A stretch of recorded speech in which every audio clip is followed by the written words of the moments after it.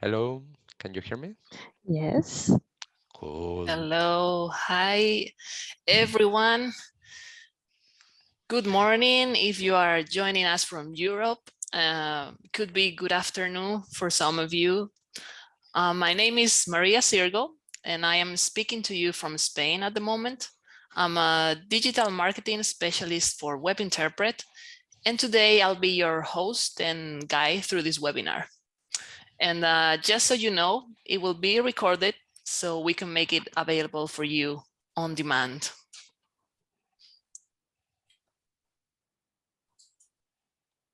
I'm really happy to have you all here. We are Webinterpret, and just so you know a little bit more about us, we offer an easy to use plug and play solution that helps marketplace sellers take their business internationally, expanding to new markets worldwide. Some of our services include listing translation, localization, marketing, and shipping. And we work closely with partners like eBay, Amazon, Allegro in Poland, or Cdiscount in France. And if you want to know more about us, please go to our website, webinterpret.com, and feel free to contact us. We'll be more than happy to chat with you and answer all your questions. So today's webinar will last approximately 40 minutes.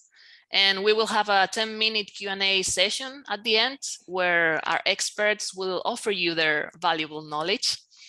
We will explore the impact of Brexit and COVID-19 on global e-commerce.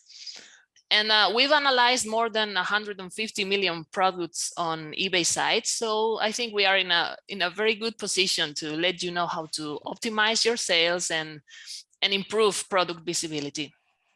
And with this webinar, you will also learn how to gain more exposure using eBay promoted listings. So now I'm going to introduce our wonderful speakers today. Here we have Noemi Colan, Jesus Gonzalez Rubio, and Adam Harasimowicz. They are all product managers. Noemi specializes in e-commerce advertising. Jesus is an expert in machine learning, and Adam is also a data scientist.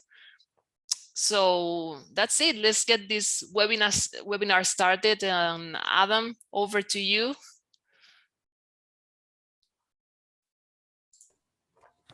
Hello, everyone.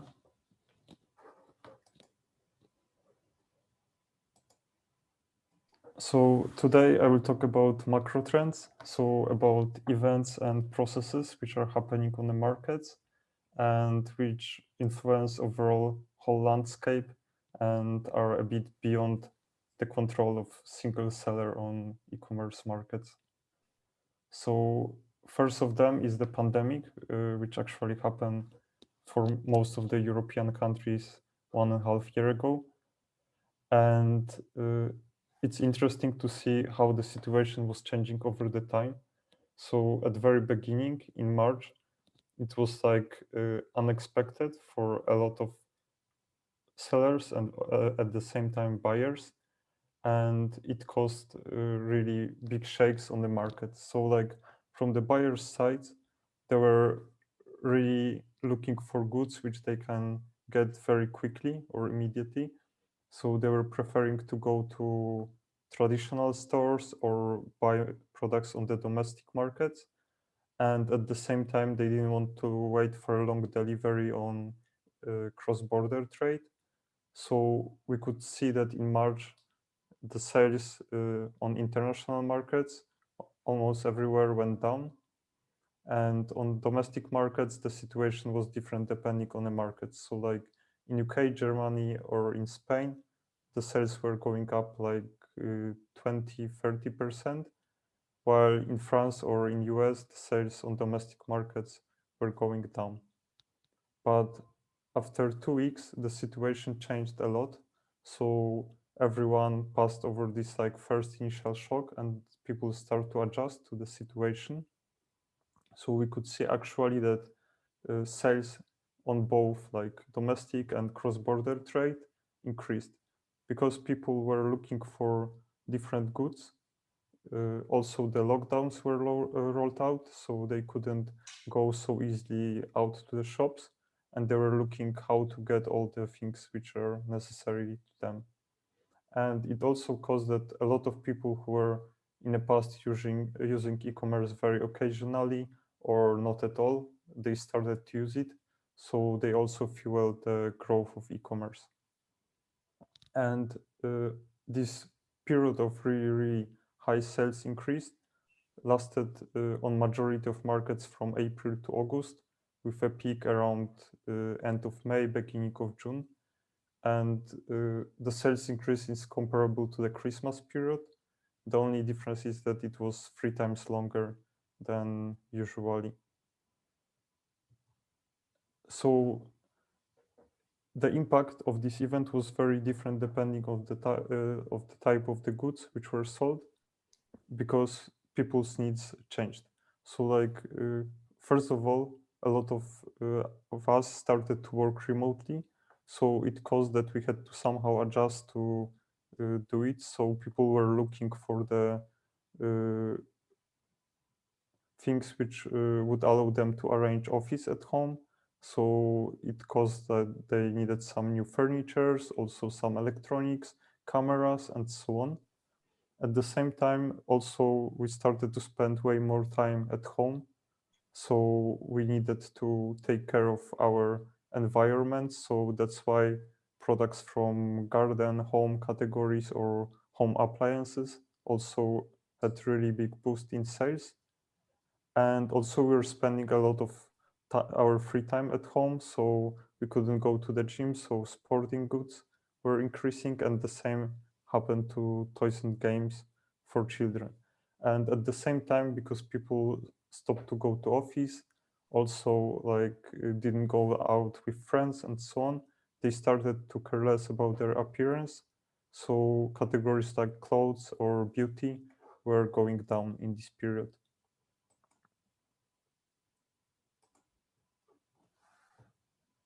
Additionally to the pandemic, we can also like see another trend happening over the markets, which we can call saturation. So saturation is telling us like how difficult or easy it's increase the sales by expanding the inventory.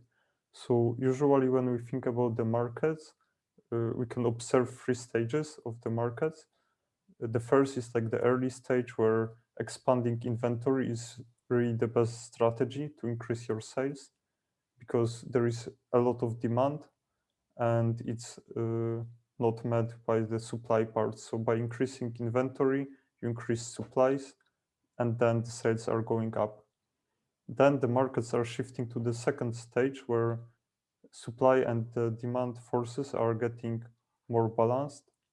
And then it means that still it's good strategy to have more inventory, but also over the time, other factors are starting to playing bigger role.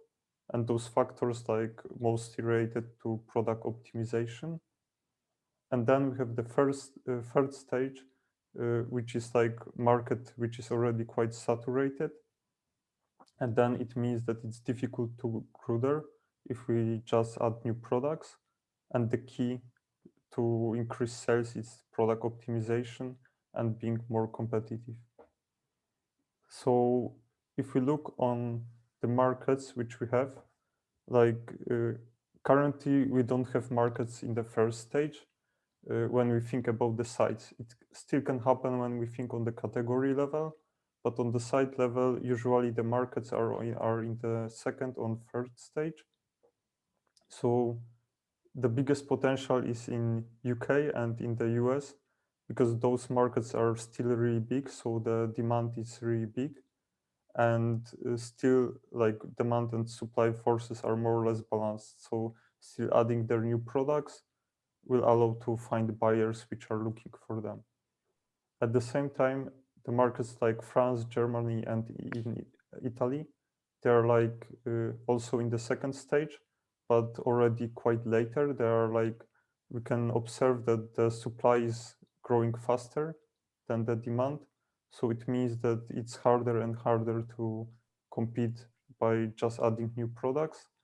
and optimization is more and more important there. And the other markets like Australia, Spain, Canada, or other smaller markets like Austria, Ireland, and so on, they are quite saturated. So product optimization is really a key there to develop the offer. So when we think about the product optimization, I think the best is to start looking from the funnel. So first point is visibility. So somehow these products have to get visible for buyers. Then when they're already visible, buyer is making decision, is this product good for me, is it good offer? So the having competitive products is the most important key, and in the end the buyer is making final decision if wants to buy this product or not. And the trust part is playing here the key role, because if buyer is not feeling safe, will not decide to buy the product. So to influence this funnel, we can make a lot of actions, but I will talk about 5 of them today. So like first, visibility. So to increase visibility, of course, we can use advertising, which is currently really big trend on all marketplaces, both eBay, Amazon, and also other, because these allow us to really put products on top of search listing or in many places on the page.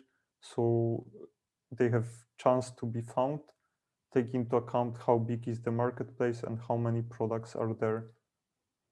Then also we can influence the visibility by using free shipping, which helps us to reach higher position in search rankings, and also making sure that we have right attributes, especially the recommended ones, which then fits well with the search filters and also make easier to find our products on eBay.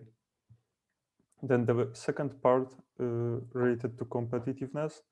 Here again, like if we offer like right conditions in terms of shipping and pricing, this is like the key. So free shipping can be again helpful here, or like putting right pricing.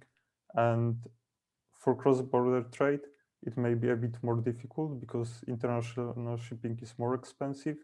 So it's good to pay attention there if the rates are really comparable with the competitors.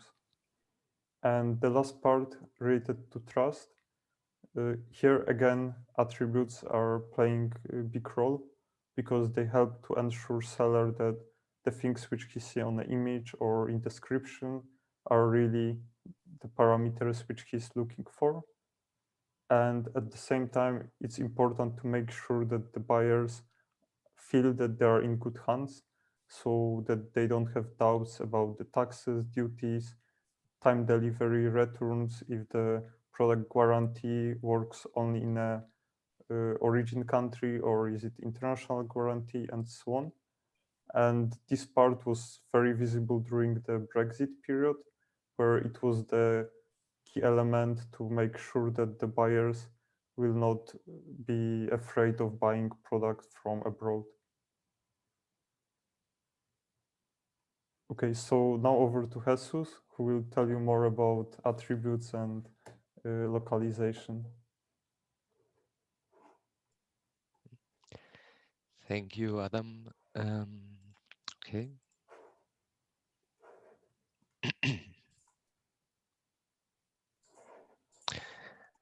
Mm, Okay, so hello everyone. So Adam has been talking about how we can improve the different parts of the purchase funnel. In my case, I will be talking about the specific part of how to improve awareness. As you know, the goal of Webinterpret is one to help businesses to grow globally. And one key part of to do this, one of the key services that we are providing is localization. I talk localization instead of direct translation because the problem is a bit more complicated than simply translating the original listings, as we'll see later on. So since we want to help businesses to grow globally online, we first need to understand how the buyers are looking at products and taking the decision to the final decision to buy a product. We use the purchase funnel, as Adam was describing before, and in particular, my goal in this study that we did was to increase the awareness of the products, how we can make our products to pop up so that buyers can find them in the easiest way. Since if our products are not seen by buyers, they will never be buy by them. So that will be the first step and the thing that we want to optimize and we will focus on. I will be focusing on this presentation. So how we can do to improve product visibility. There are many factors that can affect. For example, we can improve by using marketing techniques or improving the free shipping, as Adam was mentioning.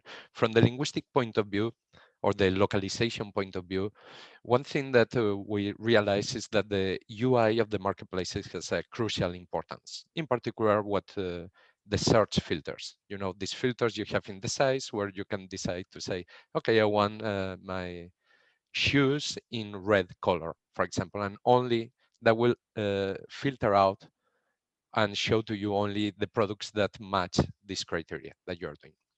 For this to work properly, products need to have an attribute that is with the exactly the same name and the value that you have selected for that. So, of course, a correct support of these search filters, that said, including attributes that are that match these search filters in our products is mandatory if we want these products to be found by potential buyers.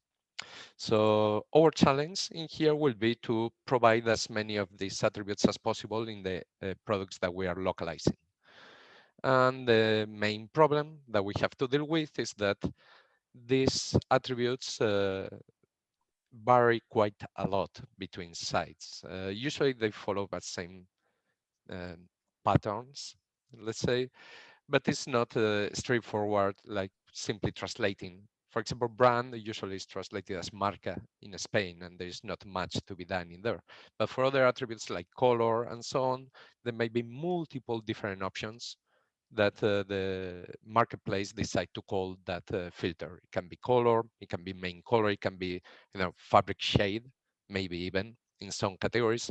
And our system needs to be aware of what are these limitations, what's the structure of these search filters and the UI, so we can decide what's the best way to localize the name of a particular attribute. And that's what we have with our in-house machine translation system that not only translates, but is able to understand these peculiarities of the destination market and destination category in which the product will be listed.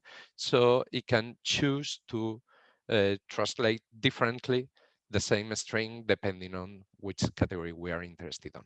A particular example, as I was saying before, we can have a product with an attribute colore in Italian, an original product, Italian original product, and we may decide to translate it as color, main color, fabric shade, depending on the category to match the search filter. So this is what we did to improve our system and make it aware and make it more intelligent to take the correct decision, to choose among the all different options of translation, choose that one that really matches the filters. So let's see some of the results now of this. Oh.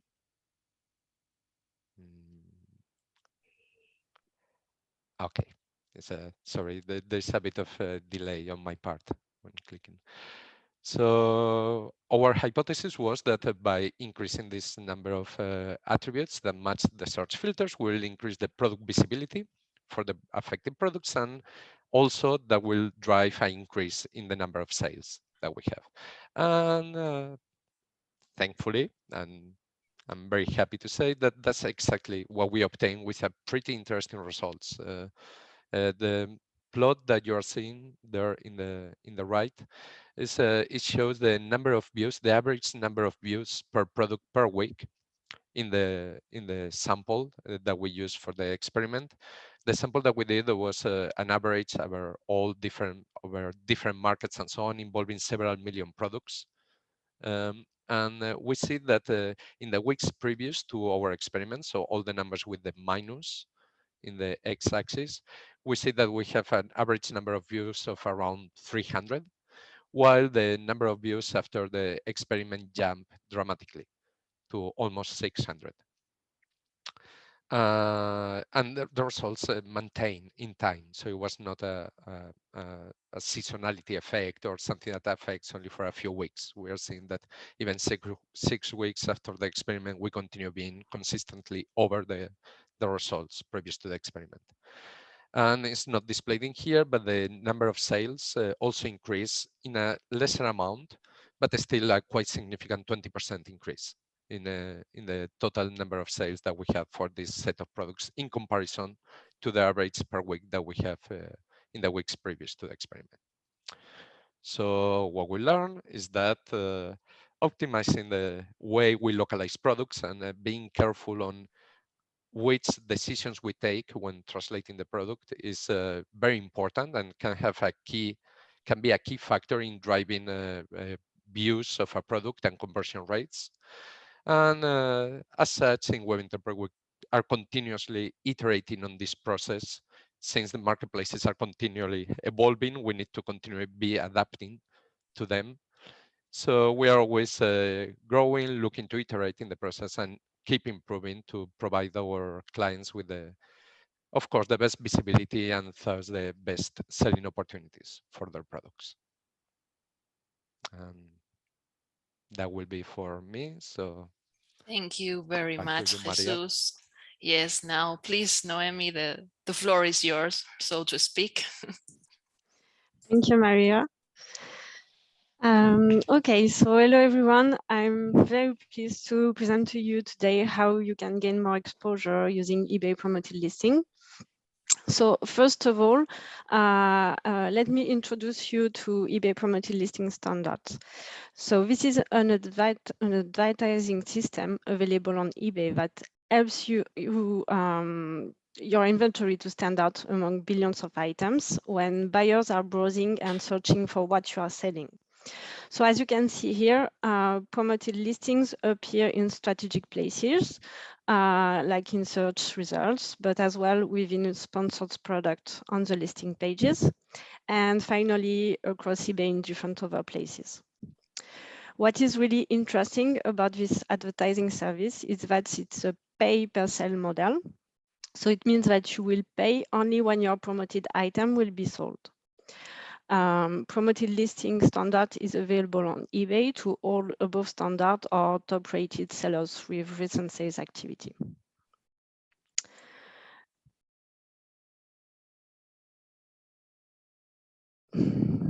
Yeah, sorry.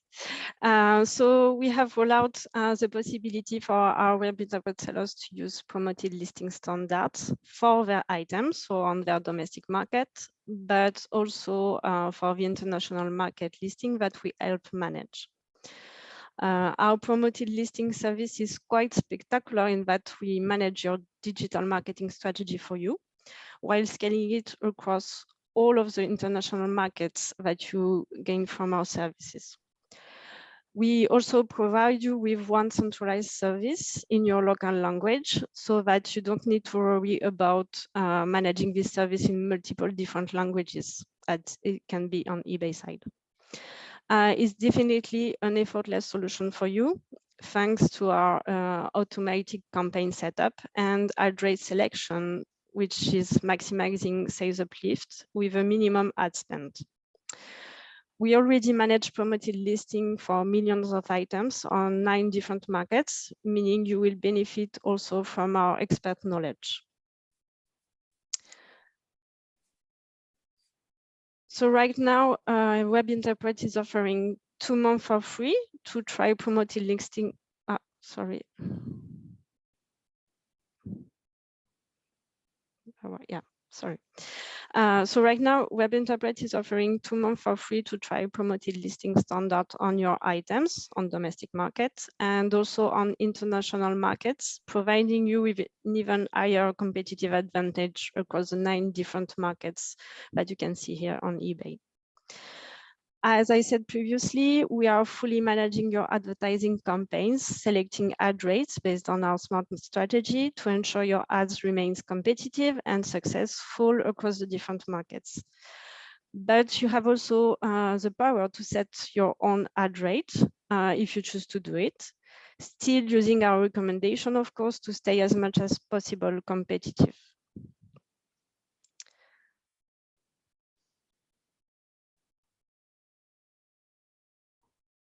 Sorry for the delay.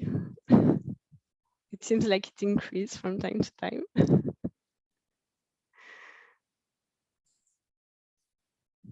Okay, so how to join our Webinterpret promoted listing adventure?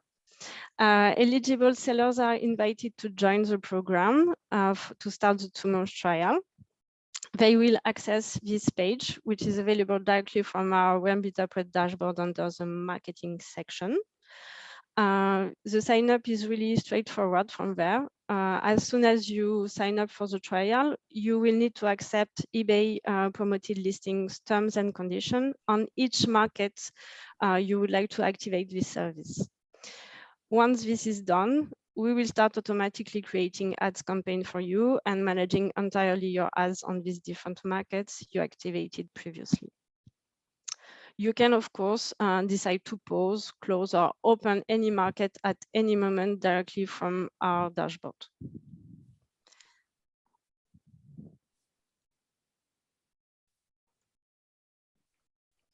So on our promoted listing program, you can expect to access different features as the ones already mentioned before. So of course, the automated campaign creation, but as well as I was mentioning, ad cost management with some guidance using our Webinterpret recommendation. You can also manage markets on which you would like to promote your listing. And of course, finally, you have access to an advanced marketing report where you can track your ads performance on the different markets at any time, of course, on domestic and on international markets.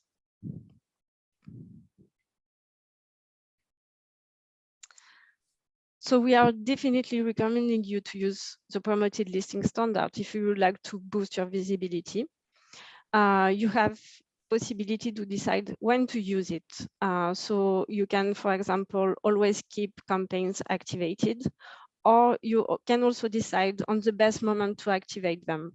As for example, in the coming weeks with Black Friday or Cyber Monday events, for which you will need to keep an eye on the competitors. It can increase your listing visibility up to 36%, depending on your listings categories and markets. And in terms of return on ad spend, you can expect to have 27 euro invested for each euro invested, sorry. And as I already mentioned it's a no-risk system. So meaning you are not charged for advertising until a buyer clicks on your promoted item and purchase this promoted listing within the 30 days. So I have just one last thing to say. Why not to try Webinterpret promoted listing already now? That was fantastic, Noemi. It's really a good idea to try EPL because, yeah, there are no costs for using this tool. Thank you very much. And guys, that was fantastic, very insightful and to the point, I think. Thank you very much. And now we'll have a 10-minute Q&A session where we will be able to answer all your questions, hopefully. You can use the chat here on Zoom, or you can send us an email. We have an email address, webinar@webinterpret.com. You can send your questions there. And you can do it now, or you can do it once the webinar is over, and we will do our best to answer all your questions. So let's see what we have here.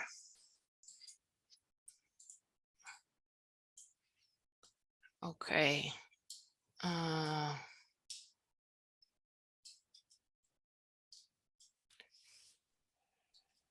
Give me just 1 second. Some questions are coming in. Okay, first one, what did Jesus mean by product localization?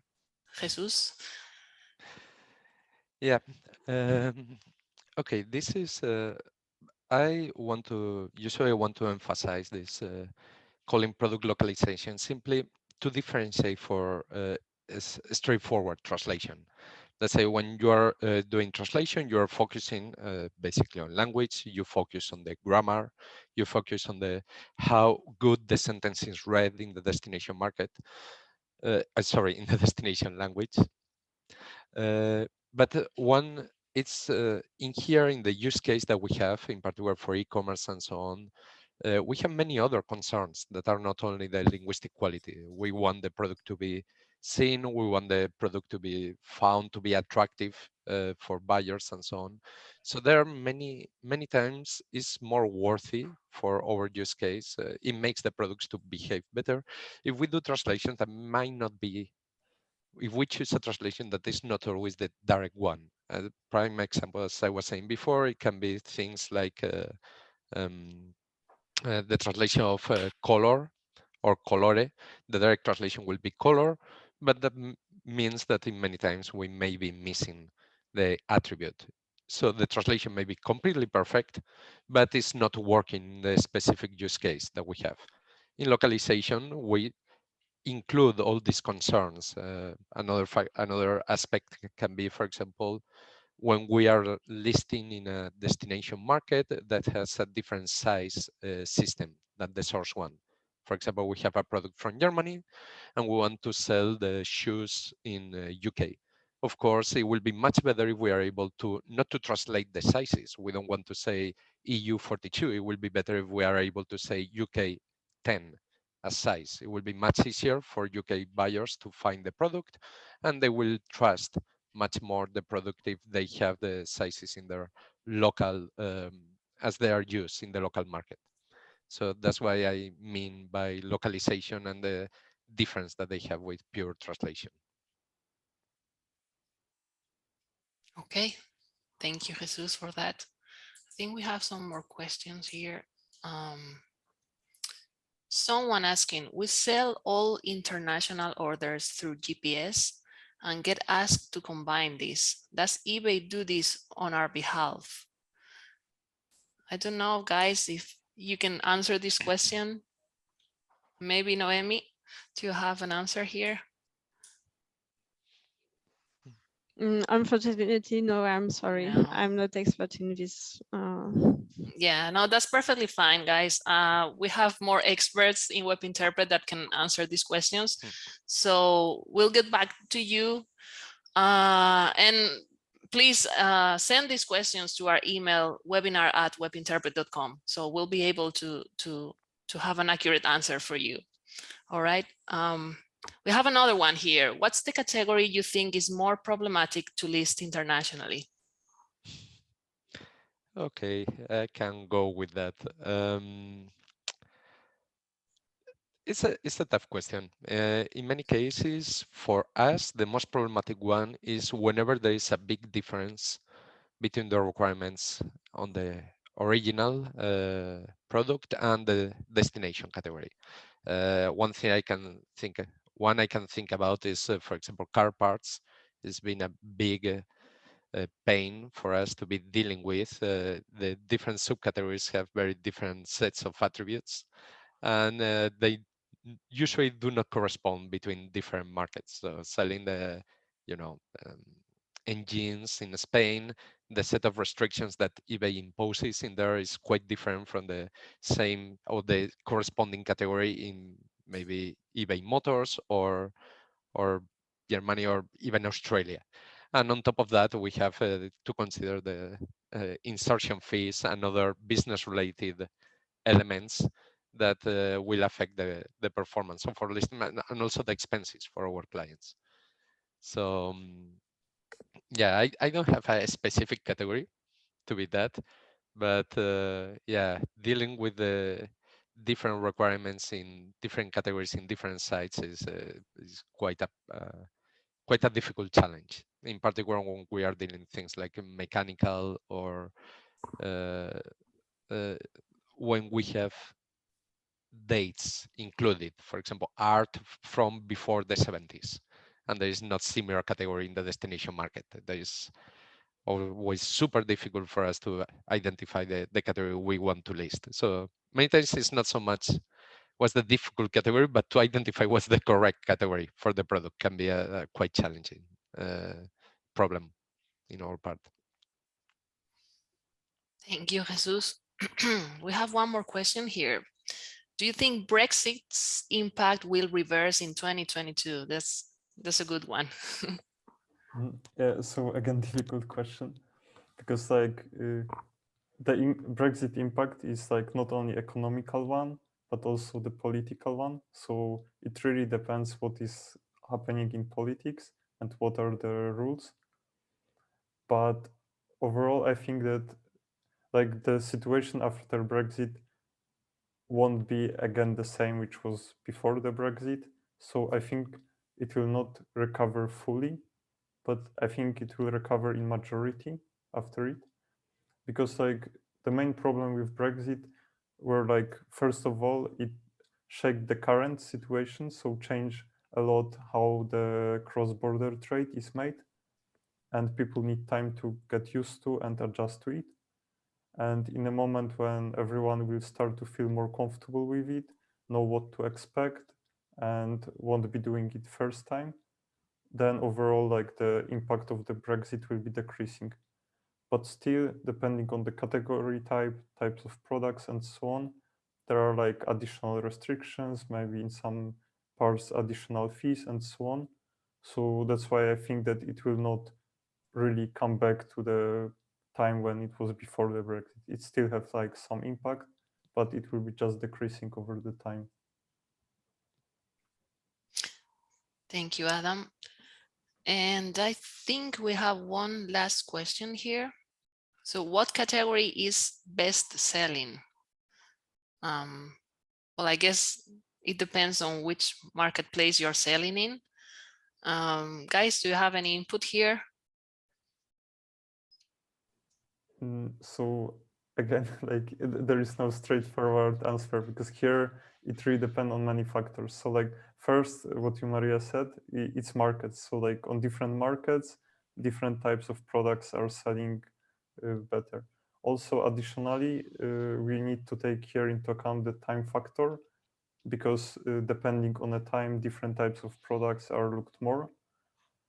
And additionally, like last 2 years were really influenced a lot by the all these like macro trends about which I was talking. So it also like changed a lot what is happening. So it depending on like if we have lockdowns or we don't have, if people are going back to offices or not, restaurants are opened or not, and all of these are changing the situation over the time. So to give some example of it, so like uh, we can have like the watches and jewelry category, which in last year overall was selling really good on some markets during the Christmas period, and on some markets not at all. And the last year was also different because of the pandemic. So even if the same category was like in the past selling well across all the markets, now it changed. So I think there is like not really one good answer, because it really depends on the market, on the type, on very specific types of products which you are selling and so on. And also like the situation around is changing. So like some categories are already I mean they had their moment when the pandemic was starting, like all self-safety products like masks and so on, when we could observe that these products had like 40-50 times higher sales within like a few weeks, and it was changing rapidly. But I think this is like already gone. Also, all the products which were increasing a lot during the pandemic, uh, when we think about these products, we have to think if people need more of this type of products. So if everyone already started to have like more or less organized place to work at home, probably those categories won't be increasing a lot in like current year and so on. So if the situation will go back to normal, probably like the clothes or beauty products have chance to increase. But again, if we like observe another lockdowns, the remote work will continue, there will no increase. So it really depends like what is happening on the market, and it's good to observe it, see what was happening, and asking questions if like some particular products were selling before well, if people need still these products or they bought them already and they will not look for them again. Thank you, Adam. That was very good. And I would like to add that we publish plenty of articles in our blog, so you can subscribe and you'll be updated with the last trends, what's going on in the market, what category is best-selling on eBay or Amazon and so on. So yeah, you can subscribe to our newsletter and you'll have more information over there. And yeah, I think that's all for today. I would like to thank everyone who joined this webinar. It's been really good to have you all here, and a big thanks to our speakers, Adam, Noemi, and Jesus. Thank you very much. We will be sending the recording to all the attendees, and I invite you also to schedule a demo with us to see how much Webinterpret has to offer. You can do so by visiting our contact page. And I think you will also find the link in the email we will send to you with the recording. And we also offer a free trial, which means that you can try our plug and play solution for free, which is really good, I think. Thank you all again. Have a great day, and we hope to talk to you soon in the future. Thank you so much. Bye-bye.